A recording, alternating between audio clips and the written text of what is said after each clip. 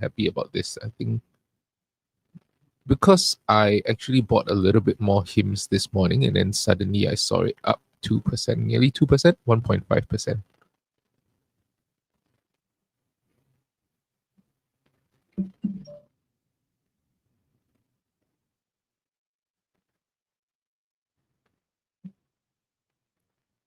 So I think we can see that, generally markets are happy. Hymns up 1.8%, 44.76.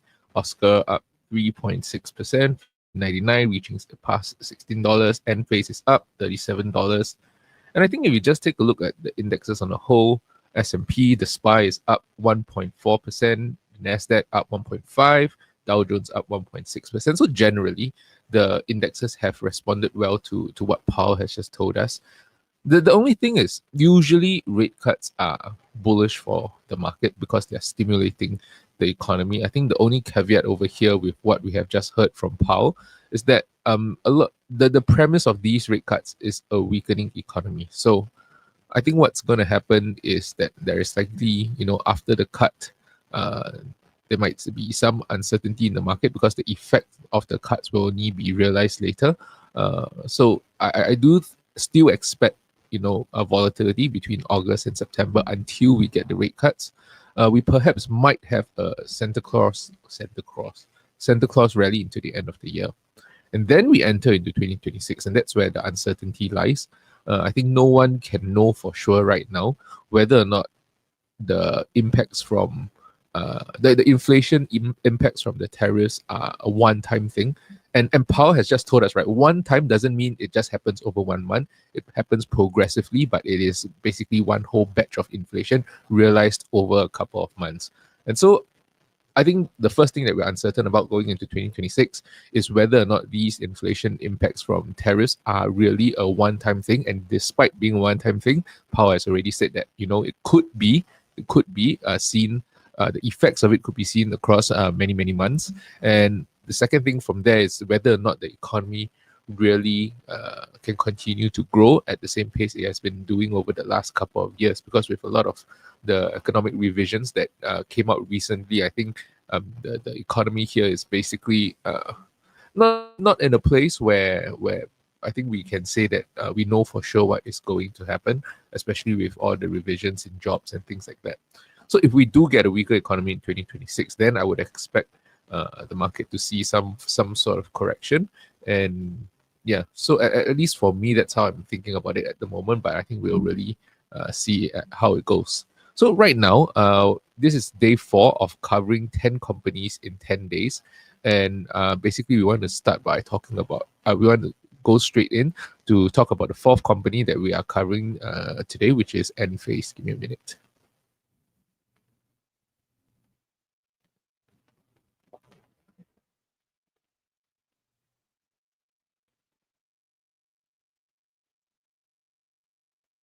Yes.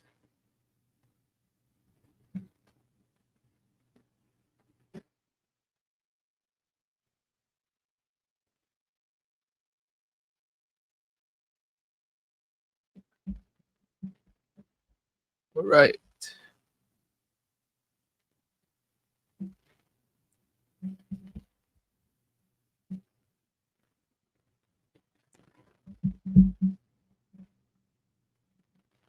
Just give me a minute. Let's set everything up.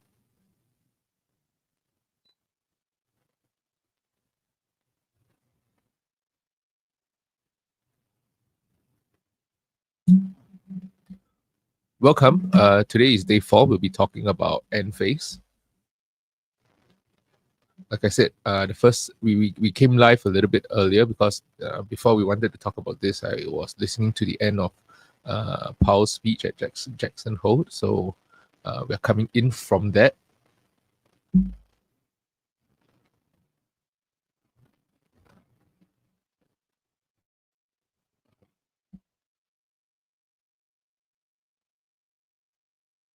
All right. Let's see.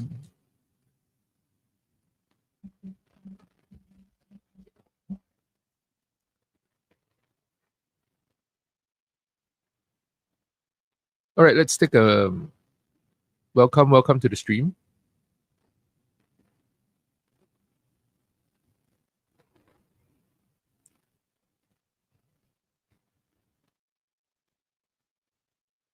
So today is going to be the fourth day. Like I said, we are talking about Enphase. We have just heard Paul speak. He has told us that rate cuts are coming for sure, or not for sure. I think he hinted to a high likelihood of rate cuts in September. And as I was saying earlier on, that is not necessarily always a good thing because it really depends around the circumstances of the rate cuts. And right now, the reason that he is giving us for the potential rate cuts is really a slowdown in the economy, and he's trying to balance both sides of his dual mandate. So basically, because of that, we don't really know whether or not these rate cuts are necessarily just going to be positive news. It really depends how the market reacts to that. I mean, right now, today, you can see the markets is happy. Things are rallying, but then I think we need to give a week or so for the market to digest the news and to see everything in perspective, right? Because there is still a threat of inflation. And so when we are talking about inflation, I think one of the companies or the company that we are talking about today, Enphase, is one of those companies that have really been impacted by the high interest rates, by inflation, and especially by Trump's tariffs. Give me a minute. Let me adjust this. Yeah, and so basically that is something that we really want to cover today to understand why is it Enphase. I see it as a decent investment. It might not be. I would say that I have less than 5% of my portfolio in Enphase, probably about 2 to 3% of the portfolio in Enphase. And I'll share a little bit more on why later on, but basically we'll talk a little bit about why the stock has fallen and what the management has been doing to try and turn the stock around. But I'm also going to give you the reason, despite what the management has been doing, why have they not been successful in turning the stock around? And then at the end, we will do what we always do at the end of every stream, which is to take a look at the valuation for Enphase and then as well as assess them through our framework.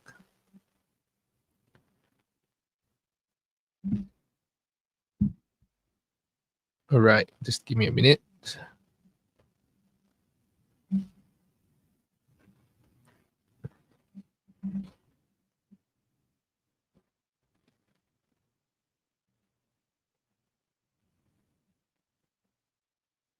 Okay, so we are ready to start.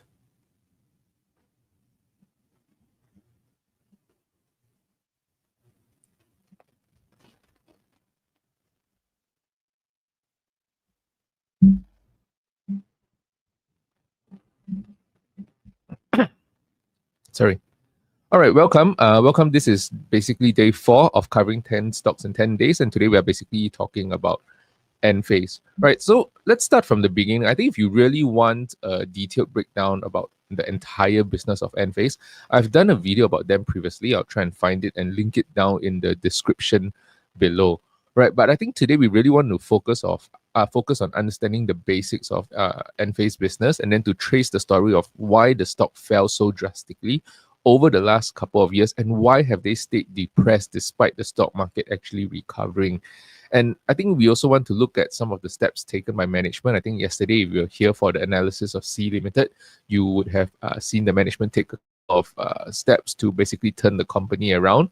And so we are analyzing it from the Enphase perspective, why despite the steps taken by management, the stock doesn't seem to be turned around, and basically what could happen in the next 1 to 2 years. So to really understand Enphase, I think you have to understand despite them being in the solar industry, what they are selling first and foremost is what we call a microinverter. And many people get confused when they hear of a company within the solar industry. I think naturally people's minds just jump to a company selling solar panels. Now, solar panels can be manufactured cheaply in China. And so because of that, they have more or less become a commodity. And so to really understand the value that Enphase provides to the solar industry, we need to talk about their unique positioning within the industry, and which is their microinverter technology, and what this microinverter is actually competing against, which is the more traditional system, which is still being used of string inverters. Now, both of these systems do have their own pros and cons, and that's what we're going to be covering so that you can understand their positioning within the solar markets. So basically, string inverters, it means that the solar energy is being absorbed. I think I got a slide over here. Yeah. So in the solar industry, there are basically 2 types of inverters: microinverters and string inverters. And so with string inverters, which is what you see on the right hand side, what you have is that all the solar energy that is being absorbed by the solar panels will then be passed through a single string inverter right at the end of the string, and basically it converts all of that solar energy into power to be used for the house, right? So they absorb solar energy, which is DC power, it converts it into AC power, and then it can be used in the house. And so what the micro inverter actually does, which is the fundamental difference, is that it converts the solar power from DC power to AC power at the solar panel. So it's not an aggregation of, the number of solar panels. If there's 5 solar panels, as you see in the picture over here, the energy absorbed by all 5 is passed to one point, and then all the conversion happens at that one point. That is the string inverter. However, for a micro inverter, the conversion happens at each individual panel before being passed on to the house. Now, this fundamental difference in how it works really makes Enphase micro inverters at least a more preferred system in residential spaces. Of course, like I said, there are some downsides to this that you need to be aware of, because if you decide to take up a position in this company, then you really have to understand some of the downsides and some of the pitfalls, basically, of having a micro inverter. So in case you read some articles about this, you don't end up scaring yourself. So what a micro inverter really does well is that when you install this solar panel on the roof of the house, depending on the position of your house and the slant of the roof, there will likely always be a shadow cast over your roof at some point during the day. Now, this might be due to certain structures surrounding your house or trees within the vicinity, and even clouds in the sky. And so because the conversion of solar energy into usable electricity for the household appliance, at least in the microinverter level, happens at each solar panel. What happens is that if one solar panel is being covered by shadows, only that panel's efficiency is actually being affected, and the rest of your solar panels is actually still operating at 100% efficiency. Now, you can see this being demonstrated in the picture over here, right at the bottom, right? So perhaps the first solar panel that you have is affected by a certain shade or certain shadows covering it. However, the other 3 solar panels that you have will still be working at full capacity. Now, however, with string inverters, if one of your panels is being blocked by certain shadows, perhaps it's only operating at a 30% efficiency, then as a result, the entire string of inverters will only operate at around a 30% efficiency plus or minus, even if they are not covered by any shadows.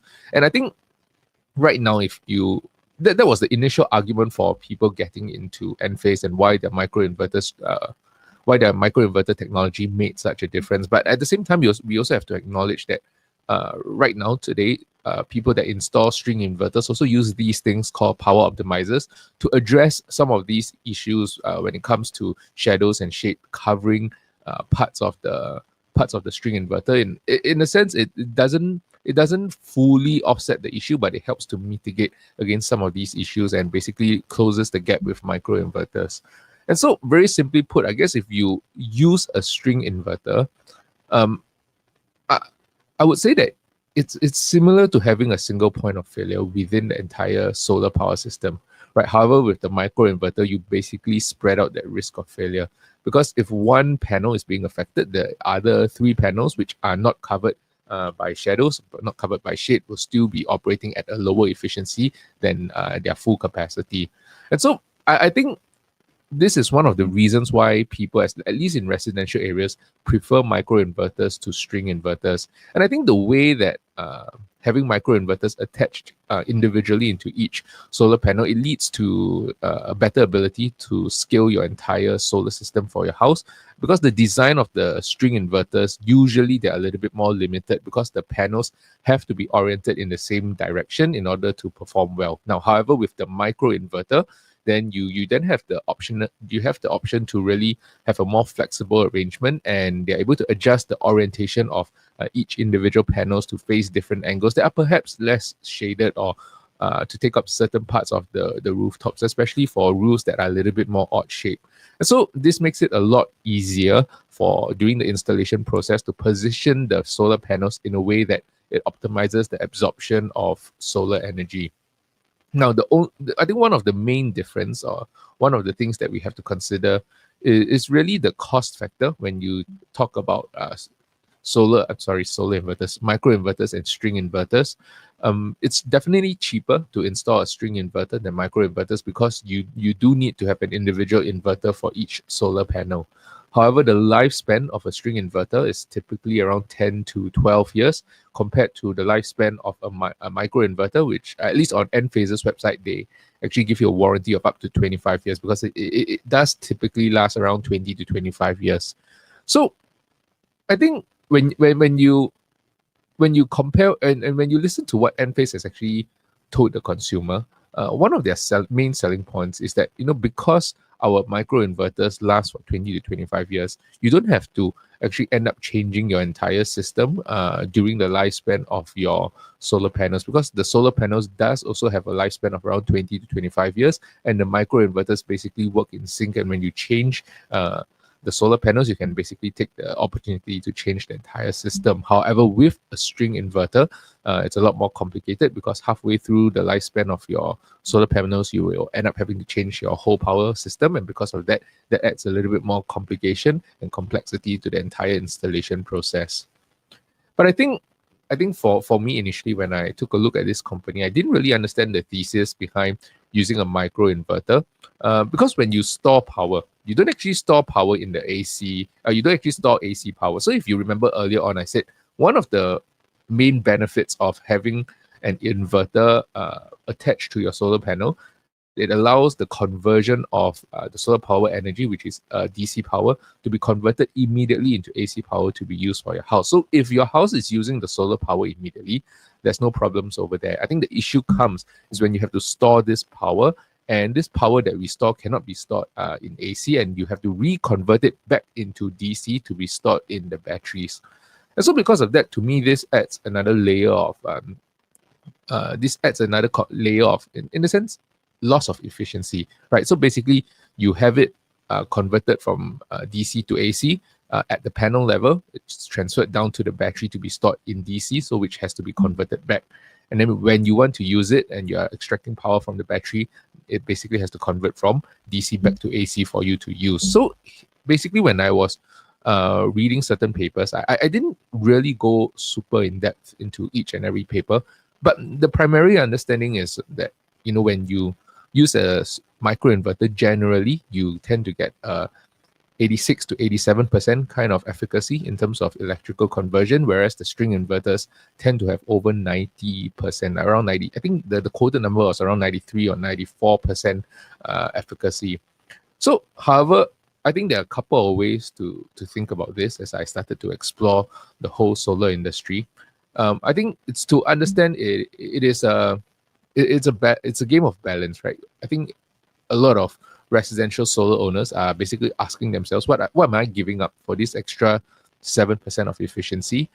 Basically, what you're giving up is a lack of scalability for your solar system, because it's harder to scale a string inverter system compared to a micro inverter system. And the second thing you're giving up is basically a lack of reliability, right? Because with a string inverter, there is a single point of failure, and should certain solar panels not be working, it basically affects the whole string of solar panels, even though the other solar panels may be fine. And this is not the case for micro inverters, because even if one particular solar panel is faulty or it's covered by shade, the other solar panels can still be working at their full capacity.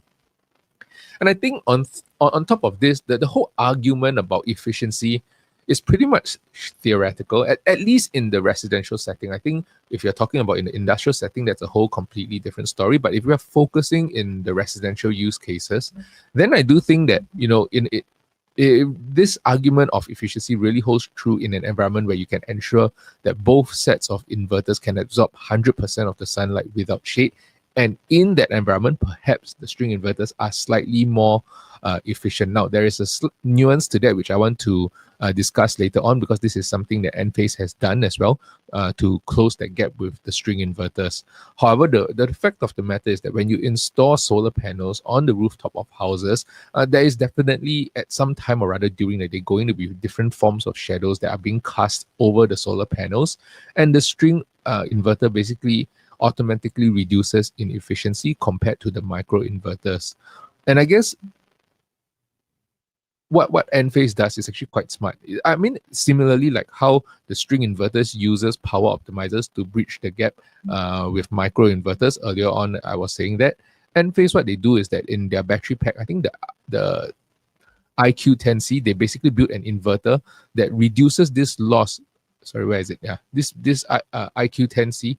Basically, they have a built-in inverter that reduces this loss of efficacy. Earlier on, I was saying that certain papers I read tell me it's around 86 to 87%. Granted, some of these reports from Enphase and things like that were a couple of years old. Right now, with this IQ battery 10C, they actually lower that efficiency loss about 10% to about 4 to 6% loss of efficacy despite being converted twice. So I think because of that, they are somewhat close the gap with the string inverters. And so at the end of the day, I think what Enphase does really well is that they leverage on this ability to scale faster than the traditional string system. Their IQ batteries connect to the AC side of the home electrical panel. So this means they can just install their battery system, even though you have another solar panels from another brand collecting DC power. They basically just install their batteries basically downstream of that, so that it's easy. So basically, it allows people who already have solar panels or a solar system from another brand to actually install the Enphase battery. And so this basically expands their market to be able to go after, people with older solar system that haven't planned for storage when they first installed their system. So this entire, Enphase system is designed in a very modular Lego-like way. And I think because of that, it is very easy for them to install the components within the residential estate. And I think this is really something that is, I would consider that some sort of a moat or some sort of advantage that they have over their competitors. And I think all of these different moving parts can be really intertwined together through the use of Enphase's software. So in essence, like I said, Enphase is really targeting a niche market in the residential space, and their flexible and modular design makes it suitable despite there is definitely a slight drop in efficiency compared to the string inverters. And I think where the string inverters find a better use case is really in large industrial utility spaces where space is not of a concern and they get sufficient sunlight throughout the day. And that is where, I think on the cost per watt basis, in a large scale industrial utility plant, I think that is where the string inverters will still win out on cost per watt. So up to now, is there, any questions before we continue about talking about the turnaround?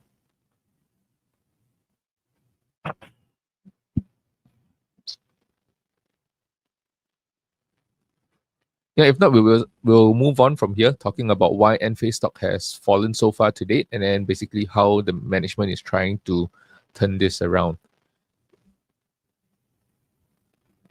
So basically, Enphase reached an all-time high, their stock price of around 300. Oh my goodness, it's hot over here. Just give me a second. All right. Where was I? All right. So to understand why Enphase is in the place that they are today, you have to understand that they were once trading at an all-time high of around $339.92 due to all of the excitement about all the solar subsidies and during the Inflation Reduction Act, something like that, in the IRA. So in the third quarter of 2023, we started to see the first signs of a crack when management guided for significantly lower Q4 2023 revenue than what the street expected, which is the news report that you're seeing on screen over here. So I believe the revenue guide that they gave during that time was around $300 to $350 million, and that was much lower than what the street expected, which was around $584 million. So not only that, when it came to Q4 of 2023, I think management also realized that things were starting to make a turn for the worse. Yes, and then in Q4 of 2023, management basically began cost cutting, laying off around 10% of their global workforce. So this is how things started to get bad. This was back in 2023. Now then things got worse in 2024 because in Europe, due to the falling electricity prices, due to the impacts of global inflation, basically that pushed down the demand for solar. And what you're seeing in this graph over here It's basically the quarterly sales of microinverters, and you can see that has grown quite steadily and quite exponentially, in fact, all the way until 2023. But this second last bar, I'm not too sure if you can see my screen over here, but this second last bar that you are looking at, this represents the microinverter sales in 2024, and you can see that in Q1, Q2, Q3, and Q4, that has significantly declined compared to what they were doing in 2023. And this basically is one of the main reasons why they actually saw a big hit in revenue in 2024. Now, on top of that, I think back home, even in the US, Enphase really didn't do as well as they expected as well. It wasn't just in Europe where they saw hits in some of their demand. I think back in the US, due to the high interest rates as well as shifting regulations, like I can't remember what's the full name for it. In California, they had this NEM, or I can't remember what is it called. Give me a minute. Net energy metering program, right? So their net energy metering program 2.0 was changed to 3.0. Now, I remember listening to the earnings call during that point in time, and I believe when California first announced this change from the net energy metering 2.0 to 3.0, Enphase management tried to put a positive spin on things because they believe it would push homeowners towards integrating battery storage if they were not as well compensated. So, however, the reality of things is that the public sentiment just became worse and more negative towards solar, and people just stopped installing solar altogether. And this really was reflected in Enphase results. Now, fast forward to 2025, like I said, if you think things couldn't get worse, it really get worse. Oh, before I carry on in this slide, yeah, this basically was taken through at the end of one of their earnings calls, and basically, the CEO Badri was telling us that in 2024, without question, it was a year of recalibration. Right, the full year revenue was 1.33 billion, nearly a 50% decline, so 42% decline from 2.29 billion, so nearly a $1 billion drop in revenue just in a year. So he did remind investors that this drop is not a failure of fundamentals, but basically a move to align supply with lower demand. And I think the reason for the lower demand is not because Enphase's products are not as good as they used to be, but it's really a lot of the macro factors that are acting as headwinds for their company at the moment. And so beyond that, going into 2025, I think they were affected by the tariffs that are being implemented. I think they actually took around 2% hit to gross margin over here in tariffs.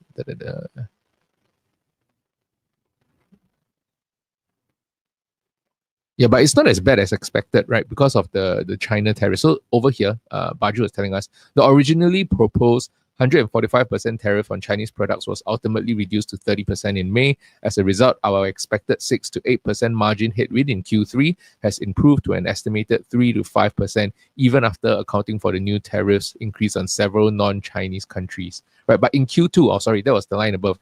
In Q2, Enphase absorbed 2% gross margin impact due to tariffs. So you can see the impact that tariffs are having on this company. This is not just theoretical. This is not just fears of tariffs, but the actual tariffs themselves affecting their margins. And so because of all of these regulations that have been changing over the last couple of years, because of the high interest rates, because of lower demand in Europe, and now because of the tariffs, and because of apart from the tariffs in 2025, we are also seeing solar stocks, or basically renewable energy in general, companies are being hit by all these fears.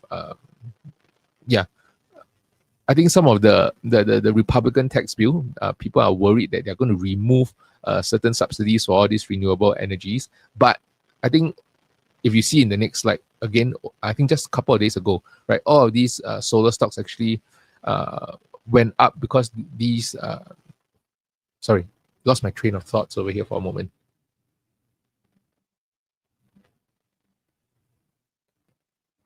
All right. So at the start of the year, I think they already told us in the most recent quarter that they took hit in their margins due to the impact of the tariffs, and these are not theoretical fears of the impact of tariffs. These are real impact of tariffs. They have already eaten 2% in the margin in Q2 and expect to eat a further around 3 to 5% in Q3 of 2025. Now, on top of the impact of the tariffs, they were also impacted by fears of certain bills that are being passed by the new administration that would remove certain subsidies and certain credits for renewable energy. However, recently we found out that that may not be as bad as initially feared back in May and June of this year. And so because of that, we actually started to see the stock rise again. But of course, management didn't just sit on their hands and do nothing. I think management have really taken a proactive approach over the last couple of years to try and turn the business around. And at the end of the day, it's really the macro factors that are holding the company back. So if you can see over here, I took 3 different extracts from their most recent earnings call. They tell us that in Q2, they shipped approximately 1.41 million microinverters from our US contract manufacturer. So they're actually trying to move, proactively moving manufacturing back into the US so that they do not have so much impact on tariffs. And in fact, they had around 45 times production tax credits over here. So this is something that they're actively doing in order to basically protect their business against the changing regulations and against the landscape in the solar industry. And you can see it's not just Enphase, as the sole company that is being affected by this. Basically, renewable energy companies, solar companies in general are just not performing well because of all these regulatory hurdles, because of all the tariffs and all the uncertainty around the funding inside the Republican bill. And so other than that, I think one of the things that Enphase is really doing very well, and this is actually one of the metrics I track, is their partnership with third-party owners or TPOs. They basically, all these third-party owners is basically a way for people to own solar systems without actually owning the solar systems. I think, especially if you're in the US, you should be more familiar with this. But basically, correct me if I'm wrong, I believe TPOs refer to companies that actually own the solar system, and then people actually get the solar system from these other companies, and they basically increase that partnership. I believe they have over 11,700 partners as of the most recent quarter, and I'll show you the metric later on. And on top of all of this, they're also doing share buybacks quite actively every single quarter. And last quarter, they repurchased their share, $30 million worth of shares at around $42.68 per share. Right, so they're doing this to actually give a floor for their EPS while at the same time trying to tide through this volatile period for the solar industry. And I think for me, when I entered into this investment, I already knew that the solar industry is cyclical. To be honest, I've never experienced cyclicality within the solar industry before I entered this because I wasn't ever invested in solar companies. However, right now, we are seeing that this cyclicality can last much longer than expected. And so it's important later on when we talk about the valuation of the company to really look at the balance sheet to see whether or not they have enough liquidity to tide through this volatility, right? And so I just want to move on to talk a little bit about Enphase's valuation before we carry on. But before I go through their valuation sales spreadsheet, I just want to take a look over here. Like I was mentioning earlier on, when we talk about a company's valuation, we have to understand the health of its balance sheet to know, especially for a cyclical company like Enphase, whether or not it has enough liquidity to tide through all this volatility during the cyclical moments. And if you take a look over here, Enphase has cash and cash equivalents of around $370.5 million and marketable security short-term investments of around $1.16 billion, right? So they have around, let's put it, $1.5 billion in cash and marketable securities. And in terms of debt, they have around 571 million debt. So they can essentially pay off all of their debt with their cash on hand, and then they can still operate their business because their business is still free cash flow positive. And I think so because of that, this is bankruptcy is not really a concern for Enphase as it is with some other solar companies, right? Because I think some other solar companies, they do some sort of financing with the banks, and so because of that, they have a ton of debt on their balance sheet. And I think for these companies, it's a little bit more complicated to understand their balance sheet compared to a company like Enphase. So to me, this is quite a healthy balance sheet for now. Okay, I'll come back to this EV to EBITDA later. Let me just share the valuation.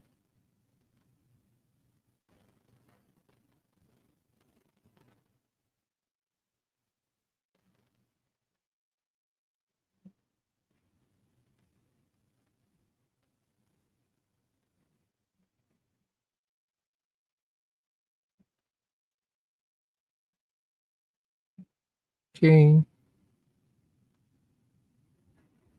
Let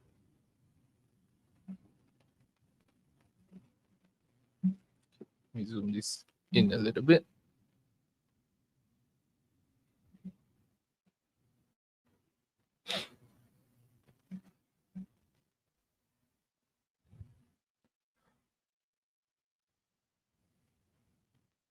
All right, so for Enphase is a company that I follow quite closely because I do have a small position. I do think if you want to invest in solar companies, you do have to understand that, at least for me personally, I don't think solar is ever going to become the primary source of energy for the world. I know people say that the sun is the biggest source of energy, but I think that is I don't think that is a logical argument because you don't have the sun 24/7. And I think it is a good, I think to me, the thesis for investing in solar, it's not that it's going to become our primary energy source. I think the base layer energy still will be things like nuclear, natural gas, and things like that.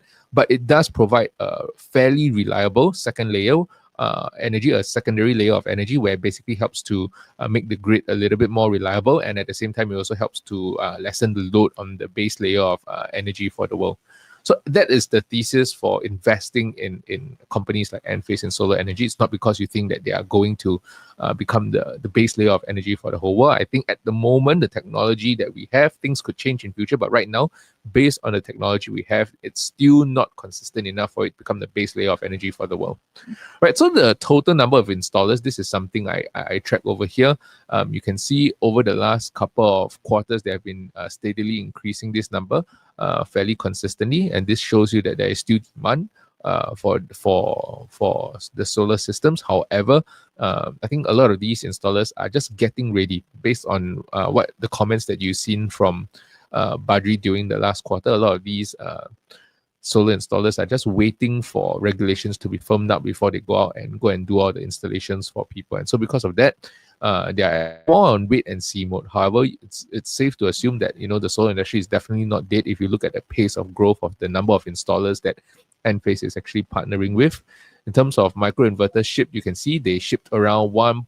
Oh wow, so far it's at its 52-week high. It's at $25.13. Give me a second, I just need to take a break for a moment and take a look at SoFi at $25.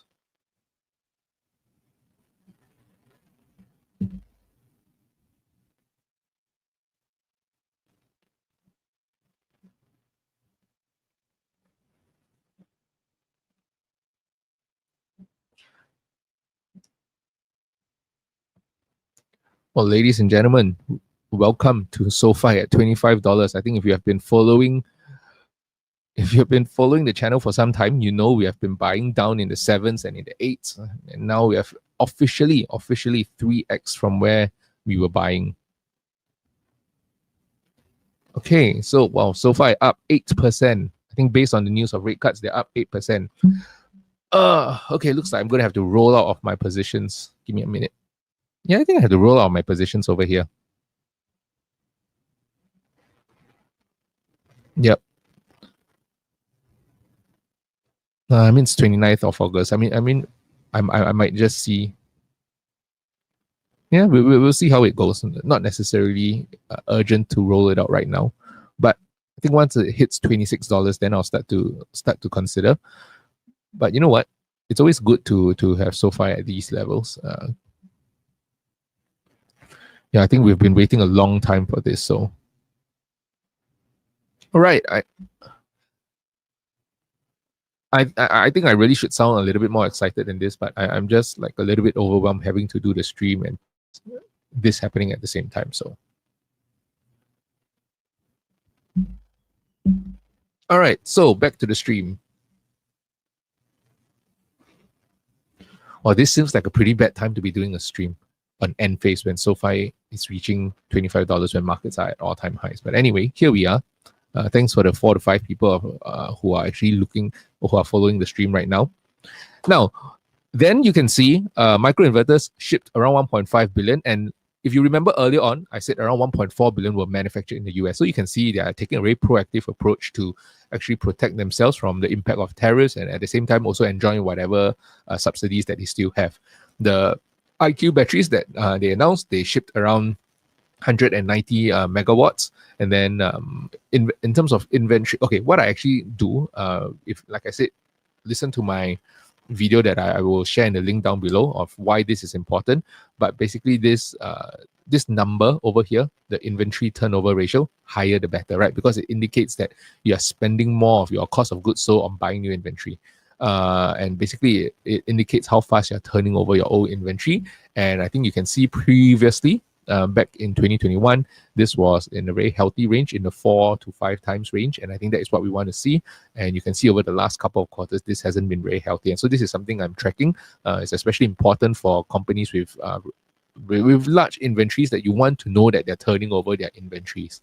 Okay, so that is for Enphase. If you look on a quarter-over-quarter basis, I've keyed in all of their data. Revenue year-over-year growth is around, is it 19.7%? Yeah, I just want to make sure all my formulas are right. 19.7%. Yep. Gross margins around 47%. Operating margins around 10%, similar to net income. All right. So if you take a look over here, free cash flow, it's not fantastic, but at least they are still free cash flow positive. And I think when the company that you're invested in is in a time where they really need to be defensive, and I think this is really something important to see, to know that, look, they have more cash than debt on their balance sheet, and they are free cash flow positive. So I just want to show you the graphs over here. This is exactly what you're seeing. So if you just take a look at the revenue graph, you can see this sharp drop off in revenue before recovering again over the last couple of quarters. And I'm guessing that once the demand for solar returns, we can start to see revenue go back to where it was previously. And then at the same time, I would guess the stock price will eventually follow suit. Now, whether or not it can get back to the $300 range within the next 2 to 3 years, personally, I'm quite skeptical. Later on, when you take a look at the more detailed valuation, you'll be able to see why. In terms of operating income, at least now, they are no longer unprofitable. They were basically skimming the edge over the last couple of quarters in 2020, early part of 2024 and late 2023, but they managed to return back to profitability pretty quickly. And it's basically the same story for their net income. So you can see a sudden dip. That is when the stock price really started to crash, and then you can see the recovery subsequently. However, the reason why the stock hasn't moved despite the recovery is that because the market is forward-looking vehicle, and people are just uncertain about what the future holds for solar. And like I said, I personally would tell you not to make this too big a position in a portfolio. I mean, I can tell you this is less than 5% in my portfolio. I mean, some of you this portfolio has around, Enphase is not in this portfolio that you just saw earlier. It's in another portfolio.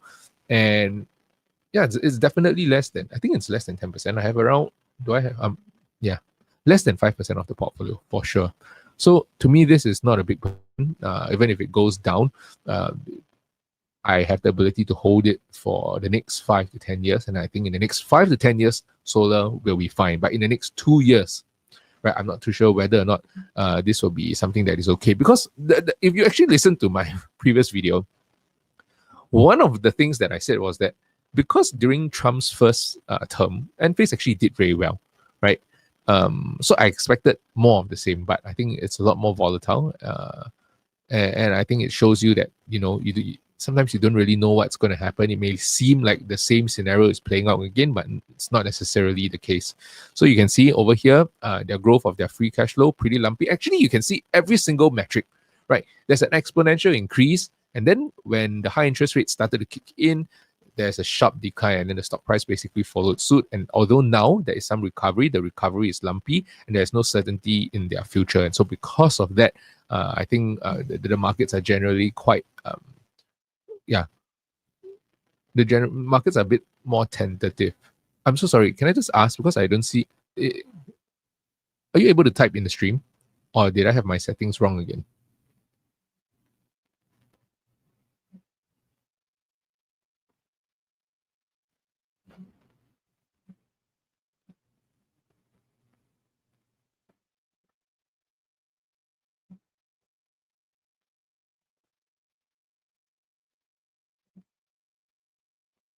Right? So that is where we really find ourselves. Give me a minute.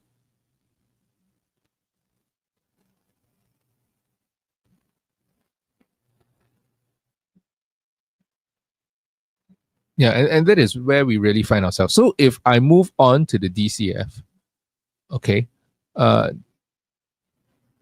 me see. So their debt here, not much change. Okay, everything is keyed in more or less. Okay, so in their last, okay, let's take a look at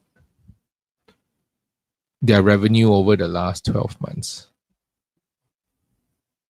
Let me zoom this in for you.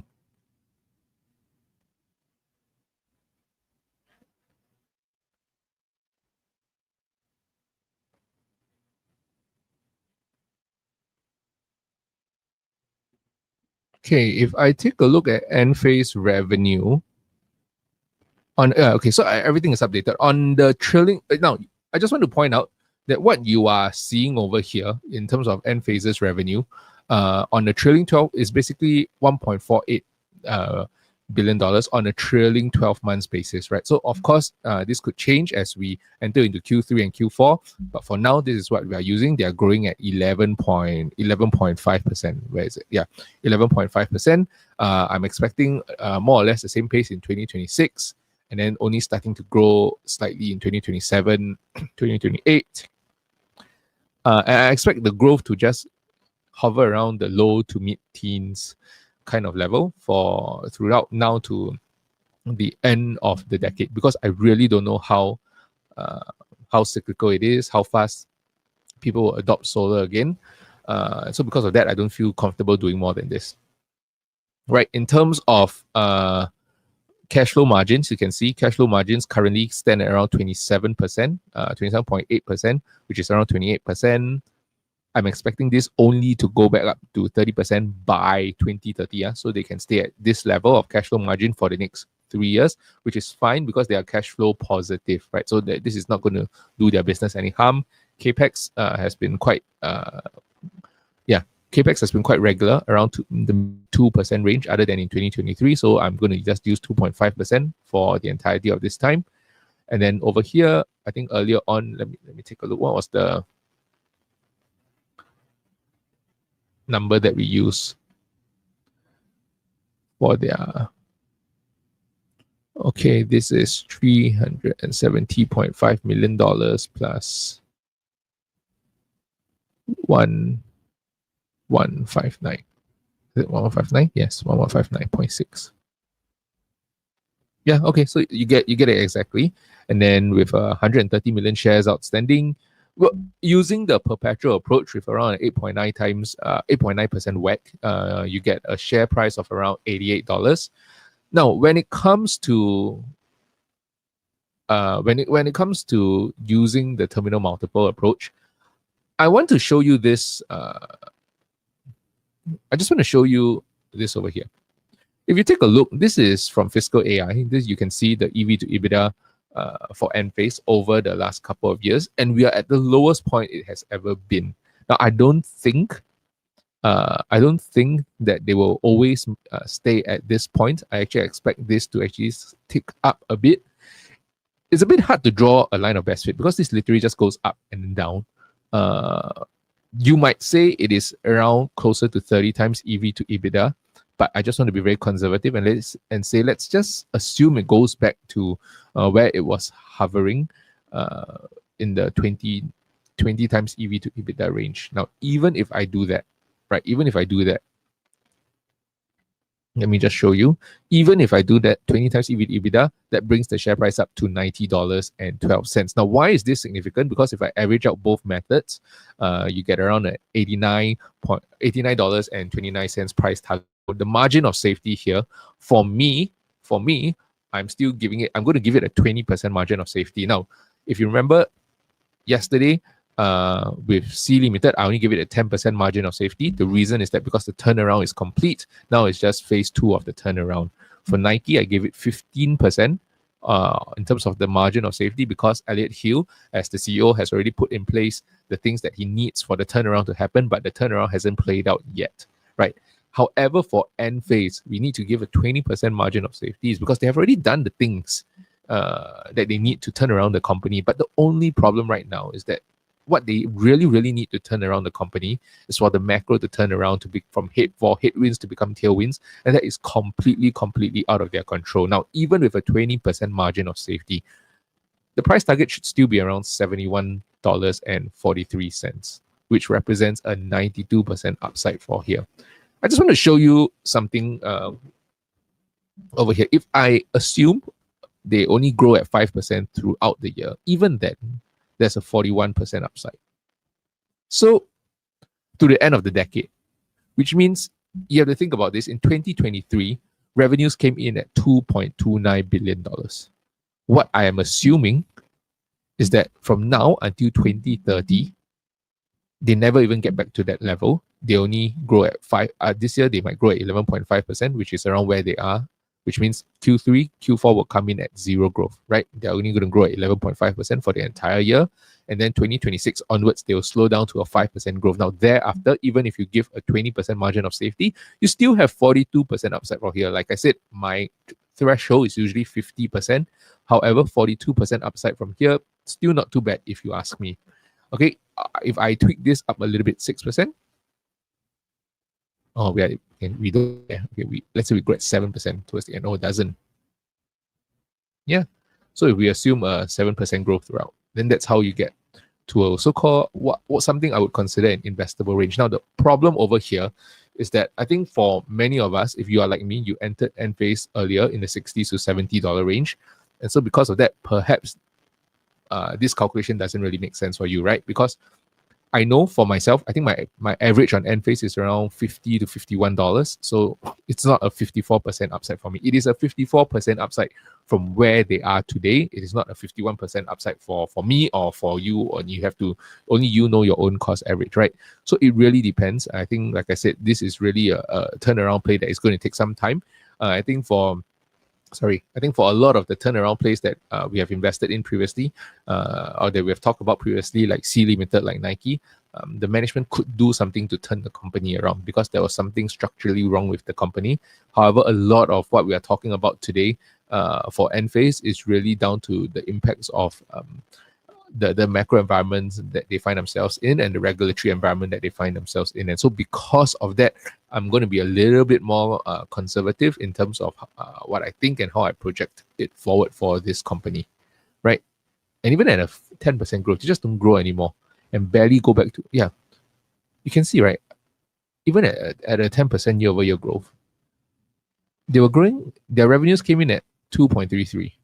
And you're basically assuming that in 5 years' time, they go back to their previous revenue that they were doing. So I think that is a pretty safe assumption. With that target price, $64, okay, not too bad, not fantastic, but not too bad, right? Yeah, so it really depends on your entry price for this company. Okay, so that is the DCF for Enphase. Now let's take them through the framework. I don't expect them to do very well in the framework, in all honesty. Where is it?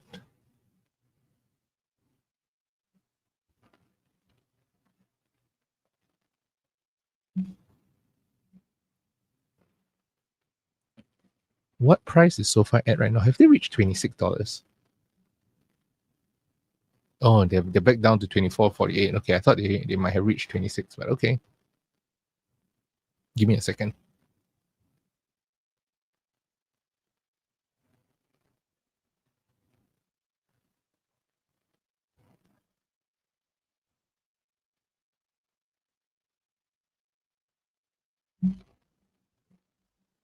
Okay, so going into our framework.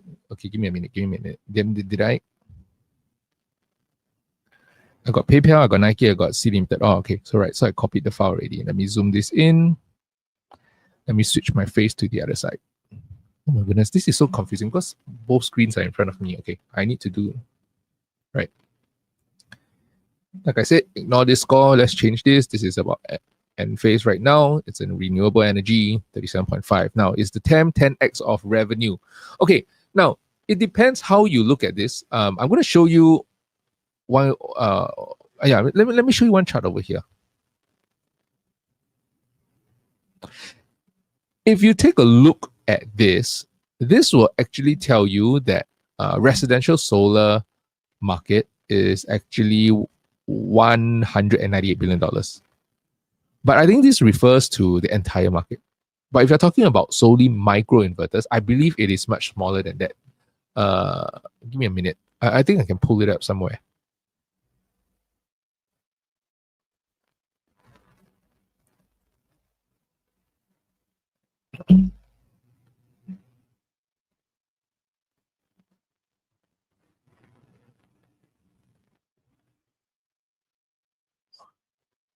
All right, just let me very quickly share my screen over here.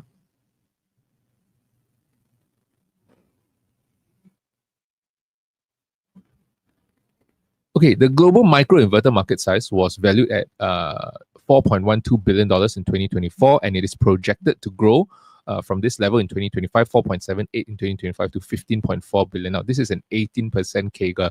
So you can see, because like I was saying, Enphase's market is actually a very niche market. They are targeting the microinverter market. Previously, they were doing 2.3 billion dollars, so they were nearly half the market. Now they are about a quarter of the market, which is still not too bad, right? But however, this is a very quickly growing market, a CAGR of 18.18%. Now, remember, their revenue in the last quarter was 19%, so basically growing more or less in line with market. But before that, they were definitely much faster than this CAGR of 18%. So this means if Enphase can go back to what they were previously, getting about even, let's say, 30% of the market, even 30% of the market instead of 50%, because the market has grown bigger, 30% of the market would mean $4.5 billion by 2032, which is, a lot higher than where they were previously, basically doubling their previous all-time highs in terms of revenue, right? So this is something for me where we really have to understand the nuance in the solar industry, and you have to understand the market that Enphase finds themselves in. Okay, so with that, then let's go into the framework proper.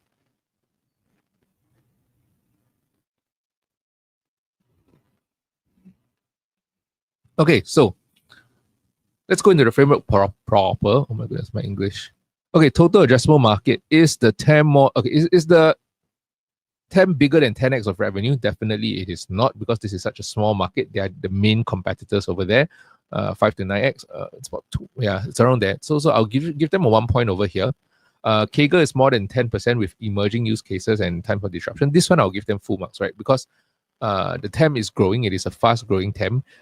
We don't really know what kind of new verticals and use cases and how they can actually introduce the microinverters in a different way. But you have to understand that what you're buying into, Enphase, they are a market leader in the microinverter industry, which is why I'm giving them full marks for them over here. Is the business model simple to explain? Business model, very easy to explain. It's just the technology behind it that's a little bit hard. So that's fine, right? So that's I'll give them a 1. Is there a switching cost? Definitely. I think once you you can correct me if I am wrong, because in Singapore we don't really have solar in our apartment buildings. I'm only hearing this from friends who have solar on their buildings, and generally it is quite a hassle to actually change your entire solar system. Now, Enphase makes it easy for them to disrupt other people's installation. They can just install their modular designs over some of the older infrastructure. But I'm going to say that there is going to definitely be a switching cost if you want to switch from one company to another. Is there network effects? I don't think so. It doesn't mean that more people are using Enphase means it's actually getting better and better. Low cost advantage. Do they have low cost advantage?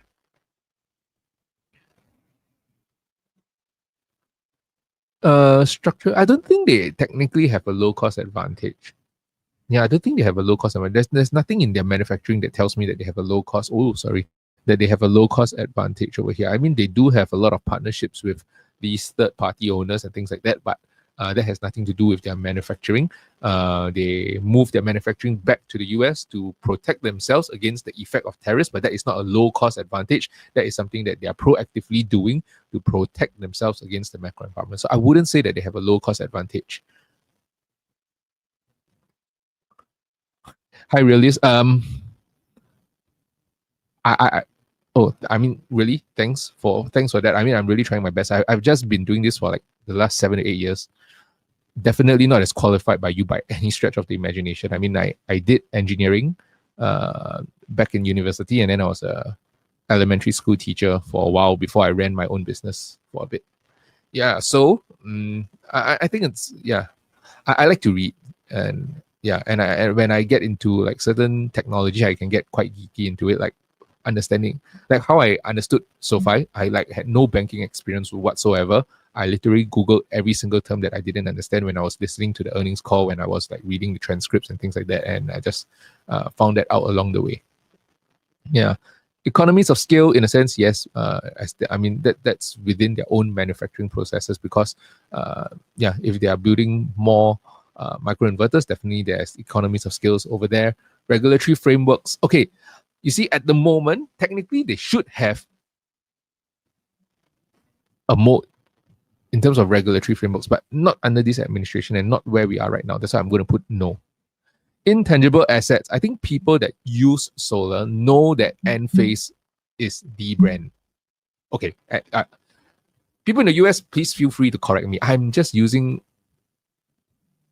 very arbitrary examples of 2 or 3 people that I know that live in the US that tell me that I don't actually know firsthand. I don't see Enphase in Singapore at all. Okay, I'm just assuming that they have somewhat of a brand value when it comes to solar in the US. I do think that I think it's a bit hard for me to give them points for the regulatory framework over there. I think the switching cost is really the biggest moat. Sometimes you just need a big moat. And I think that cost of switching over is enough. That's why you can see that despite them not having as many moats as some of the other companies, I'm still perfectly fine with it. So intangible assets, I think the brand value plays a part. Economies of scale, definitely, and switching costs. Okay, revenue growth faster than TAM, other than the last quarter. Even then, the last quarter was more or less in line, but I wouldn't penalize them for just one quarter. I think they've been growing faster than that, so that's fine. Revenue growth rate, what was that? I think, we got to penalize them a little bit for this. I think high growth, 20 to 30%. Optionality. Okay. This one, I'm sitting on the fence a little bit.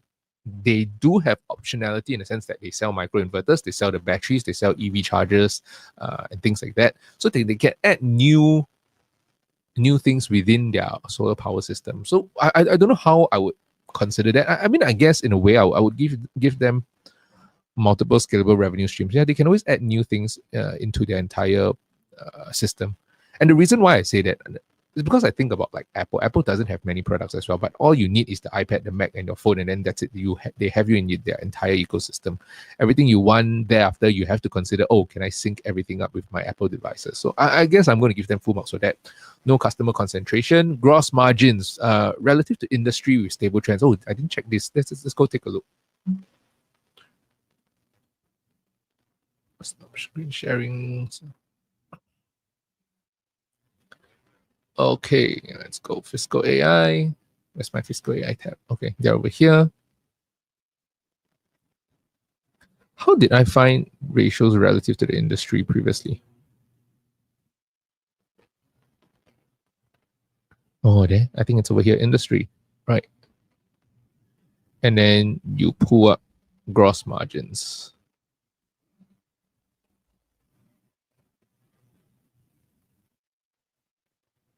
Okay. I think, Enphase gross profit margin, 32.8%. I don't think that's our number. Who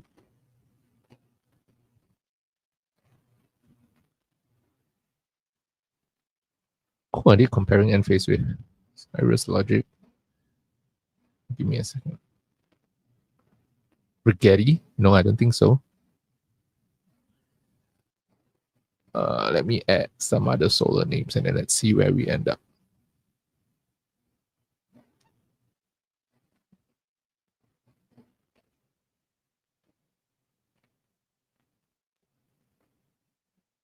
If we add Sunrun, okay, First Solar, Solar Edge. Okay, so you can see First Solar has the highest gross profit margin, and then followed by, okay, so Enphase is not too bad. I wouldn't give them full marks for this because, would I give them full marks for this? I think maybe not.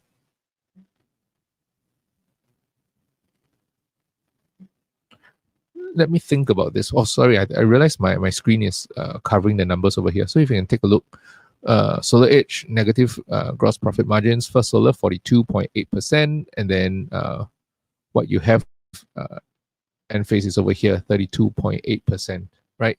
So they're one of the highest in the industry, not the highest.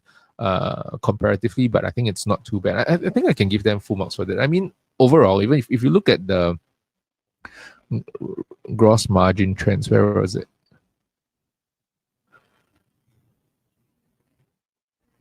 Gross margin trends.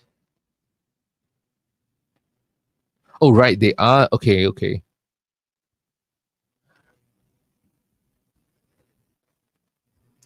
Okay, I think what Fiscal AI is reporting is their gross margin trends over the last couple of quarters. Yeah, and then what I'm reporting right now is their latest like quarterly, quarterly gross margin. Enphase in rate-friendly environment. Yes, but honestly, 0.25 cut, I'm not too sure how big a difference that is going to be. I think when you see rates at 3% in the US, I think that's when you will start to see Enphase, the business for Enphase starting to pick up even more. And I think there's also the whole regulatory overhang from what the Trump administration is going to do. So all these things are uncertainties going into next year. But of course, rate-friendly environment definitely helps. The only issue is that usually with rate cuts, we actually see it, the effect of the rate cuts only a couple months later. So it's a bit hard to tell. I would say that a safer bet would be perhaps towards the back half of 2026. That's when some of the headwinds will potentially turn into tailwinds because you have a lot more certainty after the midterms, and then at the same time you would also have a better rate environment by then, right? Because I think this year, for the rest of this year, we're expecting the Fed to cut at least 2 to 3 times. We know September's cut is already on the table. Whether or not they're going to cut another one more time or two more times thereafter is really anyone's guess, and then we're going to see what happens in 2025. Because if we enter a recession, oh my goodness, I don't think anybody is buying solar in a recession. So rate cut friendly environment, definitely yes. The reason for the rate cut, like I said earlier on in this stream, is a little bit scary because of the slowdown in the economy.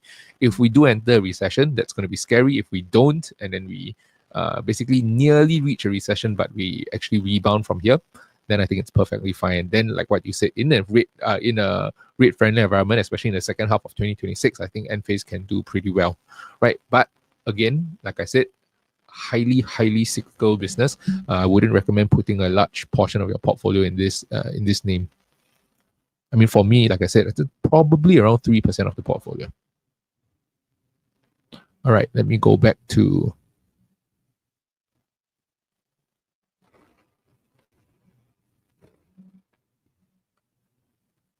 I think over the weekend I might make some slight tweaks to this framework. Yeah, and if I do, I'll revisit that. All right. Okay, so strong cost control somewhat, I guess. Yes, I would say that. I think they are relative to industry. I think one point is fine. Strong cost control with low fixed cost. They do. I mean, they do have strong cost control. Yeah. Yeah. Yeah, definitely net cash, less than 30% of goodwill. This is fine. Nothing to change over here. Positive and growing free cash flow. Now, okay, they are irregular, right? I would say that irregular. So 0, because you don't know how it will go from here. And like I said, a lot of this is really out of their control. CEO, I believe Badri's founder-led, visionary, mission focused. Yeah, he is founder-led. Give him 1 point for that. Buybacks, high ownership. If I'm not wrong, Badri actually sold on shareholders. So I don't think that's exactly a good thing. Yeah, he passed the bag to shareholders, if I'm not mistaken. At least that's what I remember. Yeah, so I'll give them 0.5 for this. Risk management, reduce that. They got no risk with their exit unprofitable segments. Actively working towards they are getting through their inventory, diversifying suppliers, all that. They're actively working towards simplify operations. I think there's nothing much to simplify over here. Improve liquidity, nothing, and no unnecessary M&A. That's fine. Core business suffers in downturns. Yes, definitely they do. Longevity, and they survive. I mean, what do you mean by survive? Yeah, I guess they're still around. I guess you can call that survive. So with that, oh wow, okay, story driven. I'm quite surprised. I thought they would be worse than that. But okay, like I said, a lot of the things that we are concerned about with Enphase is really out of their control. There's no, I mean, what the management can do is just to take on a more defensive stance for the business and tide over this difficult macro environment. And then let's see what happens on the other side of the rate cut. Because like I was saying earlier on in this video, rate cuts usually bullish. However, in this situation, because of the circumstance around the rate cut being a potentially weaker economy, we don't know how the two will actually play out. So like I said, I think back half of 2026, we're going to have a lot more clarity, and that is when I would think that we would see Enphase stock starts to respond accordingly as their business starts to pick up. But I think from now until I would consider this dead money, right? So with that, is there any questions? Otherwise, we will call it a night.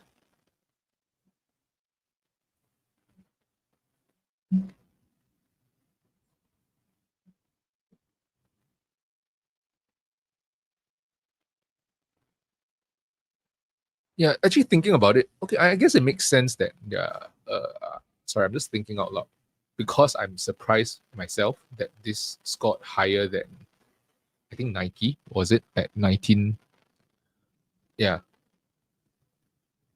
And I think because this framework that we just brought Enphase through doesn't really account for the macro factors. We are just really looking purely at the fundamentals of the business as well as the execution of the management. And I would say that fundamentals of the business, execution of the management, really, I mean, it's not the best, it's not the worst either. They are managing fairly well, all things considered, which is why they still score at 22.8. However, with Nike, they had weaker fundamentals, I guess.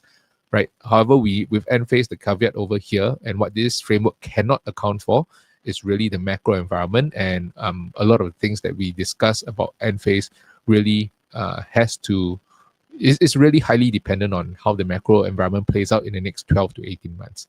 Right. So if there's no question, I think we'll call it a night. Next week, we'll start off the week with Nubank.